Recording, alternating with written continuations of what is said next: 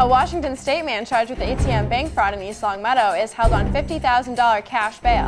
We'll have the latest just ahead, plus how you can protect yourself from becoming a victim. The planning board drops an appeal. At issue, the town building inspector's site approval of a new home in Great Woods.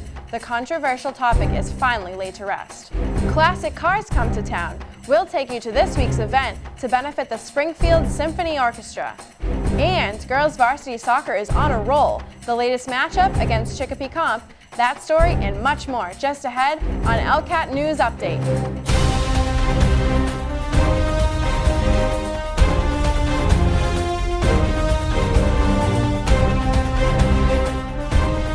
Good evening, I'm May Randall. We begin tonight with the latest on an ATM fraud scheme we first told you about on Monday. East Longmeadow police arrested a Washington State man after authorities say he placed electronic devices on a local ATM machine to try and steal customer information. 33-year-old Aaron Dario faced arraignment this week in Palmer District Court. He denies all charges ranging from larceny, credit card fraud, and unauthorized access to a computer system. He is now held on $50,000 cash bail. The ATM machine at TD Bank on North Main Street was Dario's alleged target. East Longmeadow Police Sergeant Pat Manley says the suspect placed an electronic device known as a skimmer on the ATM in order to steal customers' account information. He says a bank employee called the Secret Service Saturday after discovering the skimmer had been attached to the card reader that allows access into the ATM. Manley says police then set up a surveillance, and at about 4 a.m. the suspect showed up, removed the devices, and was arrested.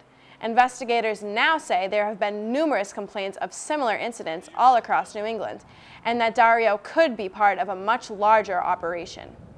So how do you know if your debit card is safe, and how can you protect yourself against ATM fraud? Police say here's how skimming works. Overlay devices are placed on top of the card readers or keypads of ATMs. You put the card in, and when you put the card in, they have applied over the slot their device, which is very thin, but has a microcomputer in it, a computer chip and a little circuit board, and they record. They're doing the exact same thing the bank is doing when you put it into the slot. They're reading that magnetic strip with your information on it. So now they know that Mr. Smith of Main Street, East Longmeadow, has entered the bank. Manley says the best advice to not become a victim is to be aware of your surroundings and not slide your debit card into anything that looks out of the ordinary. It's almost impossible to detect these devices. If you go to the same bank all the time and you notice something different, don't use the facility. Don't do the transaction. If there's anything that looks out of order, that's not a transaction you want to make. Manley says when punching in PIN numbers, shield the touchpad from potential spy cameras and just use common sense. In order to keep a camera, which is the most popular method right now of getting your information, when you key in the number, if you have your hand over the keyboard, any small camera that might be observing you would not be able to detect your number. Authorities also advise checking out their bank accounts for signs of any unauthorized activity. In other news tonight, the planning board has thrown out an appeal of a controversial building plan for a new home in Great Woods. The board had filed the appeal after they say the town's building inspector approved the site plan for a home on Canterbury Circle against their wishes. At issue, the placement of the foundation. However, the builder reportedly made adjustments, and after weeks of debate, the board dropped their appeal. The building inspector shouldn't have issued a permit on a definitive plan, especially after we had contacted them. But the fact being is that what we're looking at ultimately is to make sure that the house setback was correct. It is now. And my question is, do we go forwards with this? And if we do, is it simply to say the building inspector was wrong in the issuance? Or was our goal to make sure that we had the correct zoning? I don't want our board to look like the rest of the boards. Period. I'll say it on camera. Do you want to make a motion to withdraw? I'll make the motion to withdraw. I'll second the motion. All in favor? Aye. Aye. I'm going to oppose it. All opposed? Three to one. Withdraw it. In other board news, members approved a plan for solar panels to be installed at Walgreens, the company promising that the panels themselves would not be visible to the public. A Walgreens representative said the panels will provide about half of the store's total power usage. That project is expected to begin by November 1st. Board member George Kingston also raised the issue of so-called Airbnbs in East Longmeadow. The concept of companies like Airbnbs is to provide an alternative to hotels. Travelers looking for accommodations from very low to luxurious can find anything from a room, even a couch, in an apartment or house for a night or two, or an entire castle, for example. Kingston says while this has become very popular in larger cities, it has not yet come to East Longmeadow.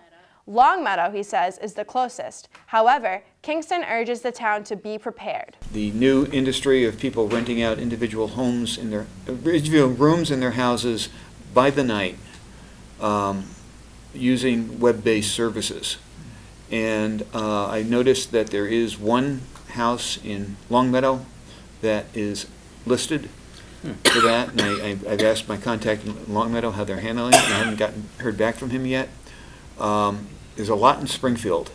There's nothing listed in East Longmeadow yet, and I'm a little concerned that our zoning bylaw could be ambivalent about this.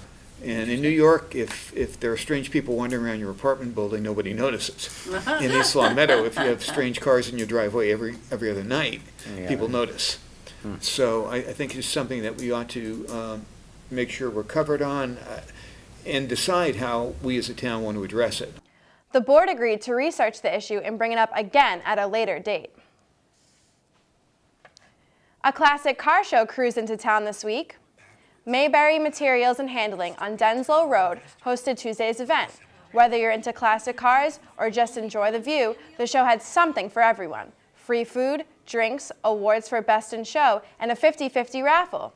Mayberry hosts the show from time to time to benefit a local charity or organization.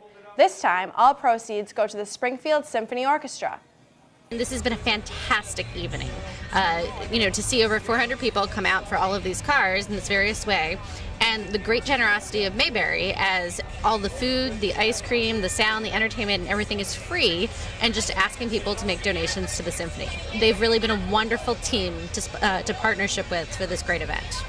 The symphony has been around since 1944. This year's 71st anniversary will feature new performances from some very special guest artists. So we're extremely happy this season to welcome Mayberry as one of our symphony sponsors. This year they're sponsoring Caroline Golding, our soloist, joining us on the October 25th concert. She's a fantastic young violinist, just turned 20 years old, and she'll be flying in internationally. She lives in Europe currently.